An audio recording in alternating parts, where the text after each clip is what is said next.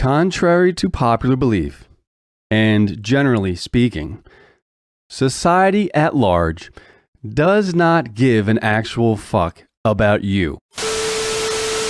That's actually not me. That's Ephemeral Rift, an ASMR channel, but he also makes podcast videos and they get way less views. But I saw that video and I just had to include a little bit of his podcast on my video. And I was talking about how people need love and meaning, and they don't have that. And the truth is, society doesn't care. The government doesn't care. You have all of these real issues, like homelessness, people in poverty. You have people who can't find a real connection with anyone. You have rising numbers of people who are ending themselves because their circumstances are terrible. And actually, for the first time, for 2 years in a row, life expectancy has dropped, mainly due to the fact that more people are ending themselves. You have society at large and the mainstream focusing so much on all this stuff that doesn't matter. This is the 21st century, and everywhere you turn, social media, everything seems awesome, doesn't it? All the celebrities are living that great life and everything, right? But yet 21st century, Microsoft spending billions to buy Activision Blizzard. Sony is buying billions of dollars to buy Bungie, and we're worried, we're spending billions to go into space, and billions here and billions there, and then you look around, you go down the street not far from where you live, and what do you see? Poverty, slums, crime-ridden neighborhoods. 21st century, folks, billions of dollars going everywhere, and we have like just fucking crap areas that people live in, and that's a fucking shame and disgrace.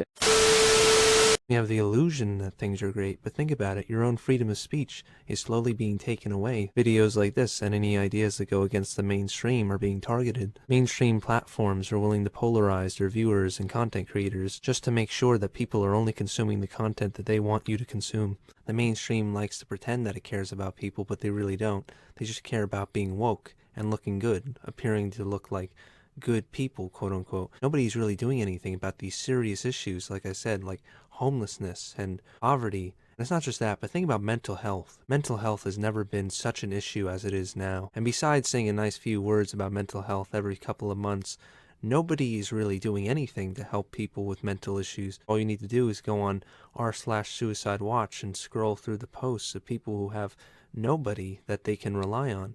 Some of these people making posts are not even adults. They're teenagers, often young teenagers that genuinely don't have any loving parental figures, any loving friends. It's not just young people, but it's also older people, men and women, people from all walks of life, just miserable and not getting any meaning out of the world they're living in. But in particular with men, especially in the manosphere, you have to think about it.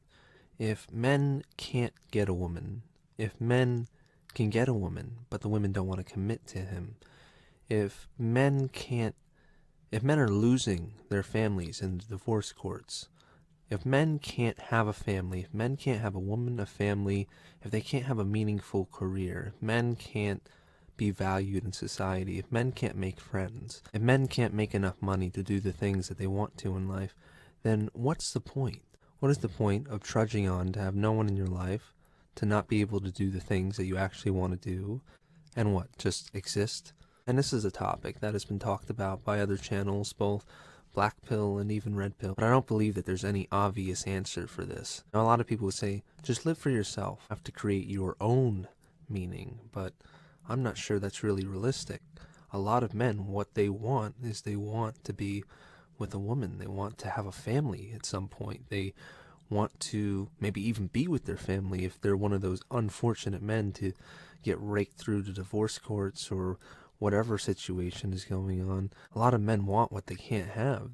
They want to have meaningful connections with people, which is almost impossible. They want to feel valued and appreciated. Maybe they have dreams of doing things that they don't have the money to afford, and it's not necessarily easy to just get rich, bro. There's really no obvious answer to how men can have meaningful lives, especially today, because if you go back maybe 100 years ago, men were getting married young, having children, having families to love and take care of, and they were going to war, fighting real wars, and there was a real sense of community and connection and responsibility. But a lot of men are getting shut out at the door saying, we don't want your love and we don't want your effort. We don't want anything from you. And if we do, we just want you to be brainwashed, and we want you to provide us with what we want. Us being society and women expecting men to just give them what they want without giving men what they need in return.